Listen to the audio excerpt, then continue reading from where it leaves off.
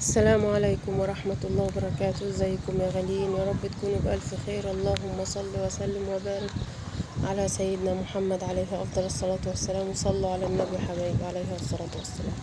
أنا طلعت النهاردة ده الصبح الساعة 6:30.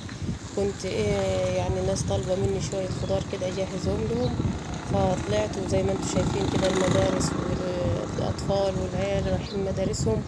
والنهارده كان بالصدفة سوق الاتنين عندنا، يعني في بلدنا سوق اسمه سوق الاتنين. ده بيتباع فيه كل انواع الخضار، فانا قلت اصوره لكم معايا كده وانا بشوف الخضار وبنجي زي ما الناس شايفينهم كده بينجوا برضو من على العربيات. والسوق ده بيشمل كل حاجة كل حاجة. بصوا يا جماعة، الواحد يعني انا يعز عليا وان انا ابقى يعني زعلانة من جوايا ان انا طالعه اشتري للناس واجهز لهم، وانا مش قادره ومش في ايدي ان انا اشتري لبيتي ولعيالي. يعني انا بيبقى من جوايا يعني ربنا يبارك للناس دي. انا والله العظيم عشان ما تفتكروش ان انا بس بحسد ولا ببص للحاجه، لا والله ربنا يبارك للجميع يا رب ويرزقنا ويرزق الجميع يا رب. بس انا بزعل لما ببقى من جوايا نفسي عيالي اشتري لهم زي ما انا بطلع كده بدري. يعني انتوا بتشوفوا الناس طالعه تشتري لنفسها، انا طالعه اشتري يعني لغيري. بيعز عليا ان انا يعني ما ارجعش لعيالي بحاجه ولا اجيب لهم حاجه، يعني بيعز عليا والله العظيم.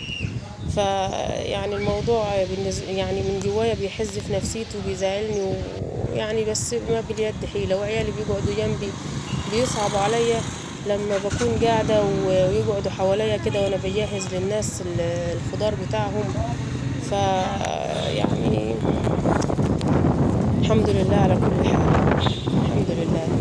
بلدنا والله يا جماعة فيها خير كتير، بس الغلا الفاحش اللي انتشر ده خلى الفقراء اللي زينا مش عارفين حتى يبصوا على الحاجة، مش يشتروها، مش عارفين يبصوا على الحاجة.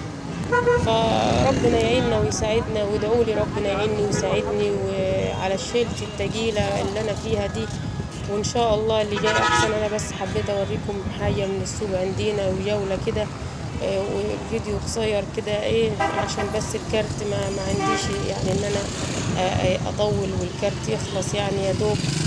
فادعوا لي ربنا يرزقني برزق عيالي، ويا رب يا رب ما يحوجهمش ولا يحوجني لحد ابدا، واقدر اجيب لهم اللي نفسهم فيه.